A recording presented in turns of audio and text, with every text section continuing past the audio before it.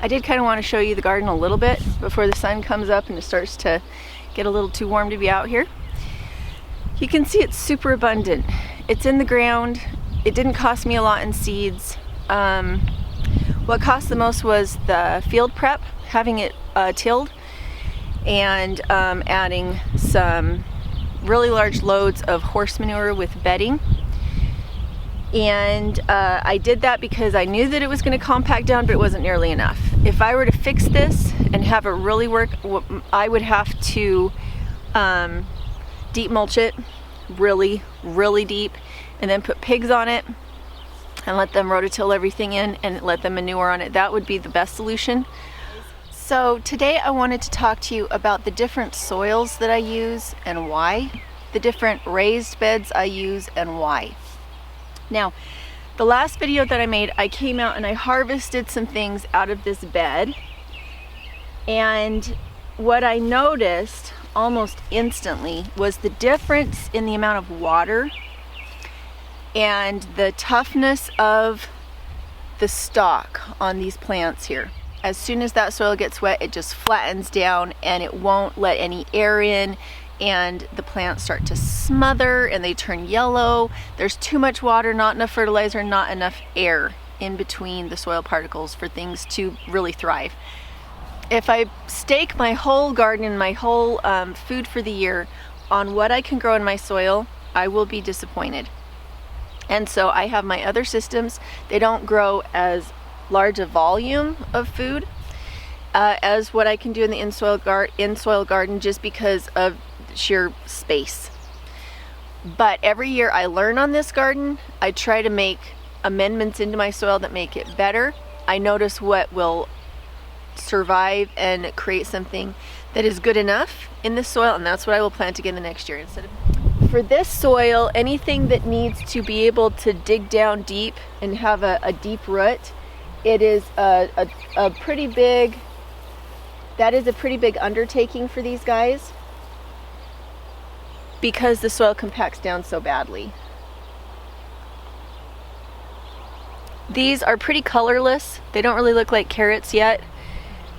If we go and I show you the same thing in my raised bed garden, you'll see that they're actually orange and they're fatter and they're much more crowded than this is, and they actually are doing better.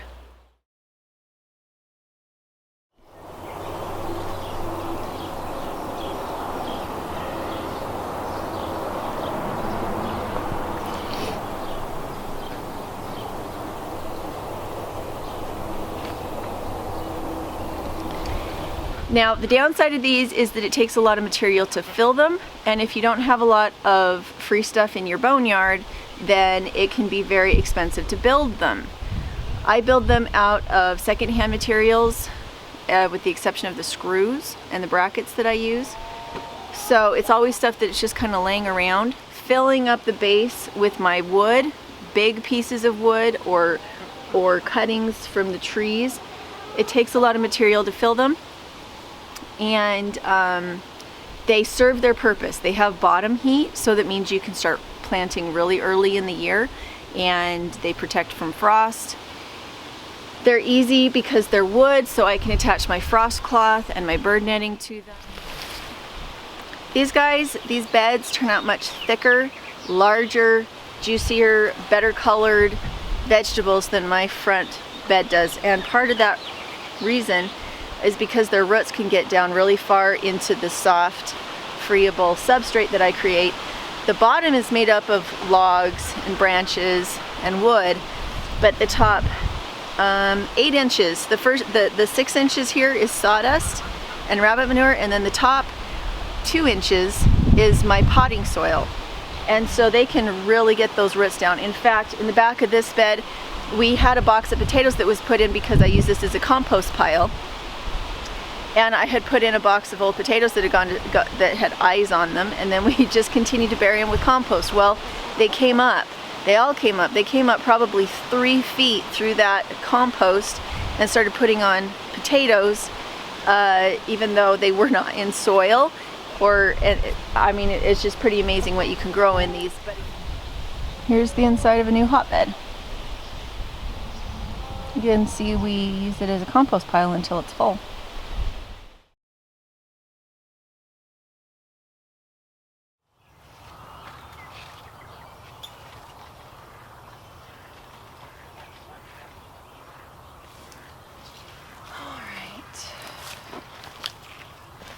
Okay, so either tatsoi or bok choy, I'm not sure which. Very healthy, very happy. This is Kaya's greenhouse, and this is the first time she's grown a garden, and I have been telling her to harvest things for rabbits and harvest things for us, and because she's new at it, she just doesn't really know what she's looking for. So what we have here is a lot of things that have gone to seed that should be to the rabbits by now.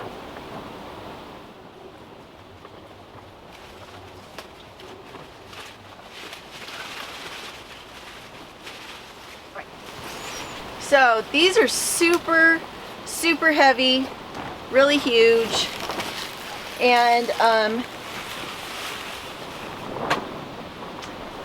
they're planted in a little kiddie swimming pool.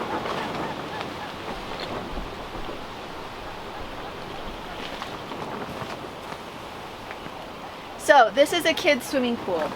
In the bottom I have logs that are about this tall, and I have them all over the bottom of the swimming pool, and then we put on about an inch of rabbit manure, and then over the top of that we put potting soil. There is a hole in the bottom so that as it's being filled with water, it can let the water out, so it's not sitting in a bog. But the wood absorbs most of the water and holds it, and the rabbit manure keeps it from being too carbon heavy. It means there's nitrogen in there to eat things up and get things turning into dirt. You can see the root systems are really good, really long. They had plenty of friable, open, nice material to be able to get their roots into, and that's why they were able to use their water and their fertilizer so well. So these need to go to rabbits.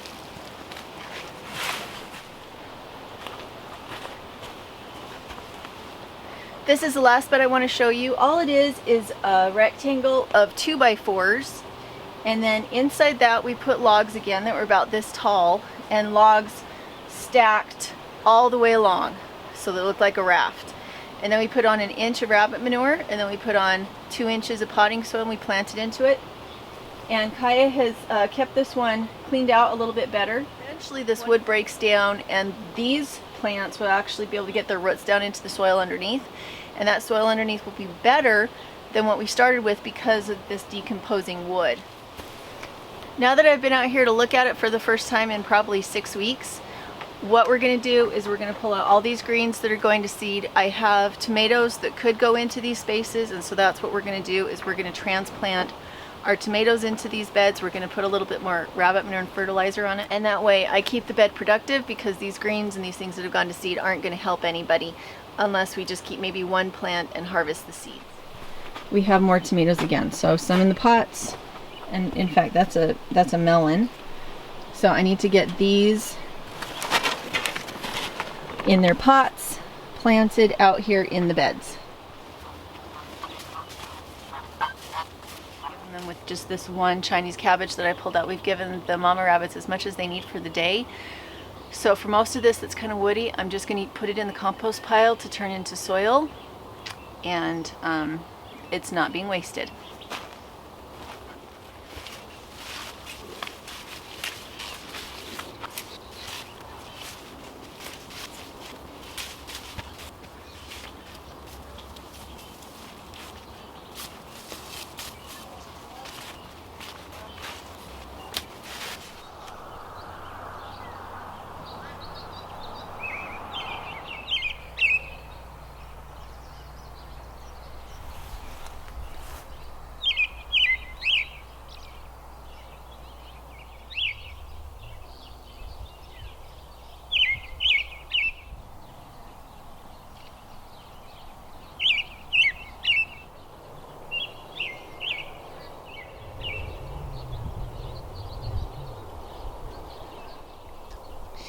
I feel really bad that we didn't harvest our asparagus this year during the time when it was on really heavy I was planting gardens and I totally lost track of time.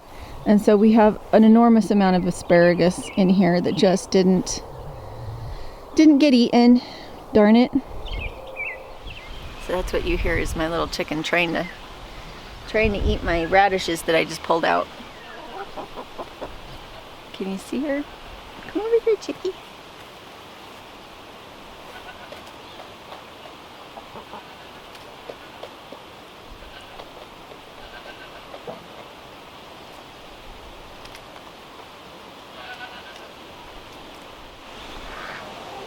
There you go.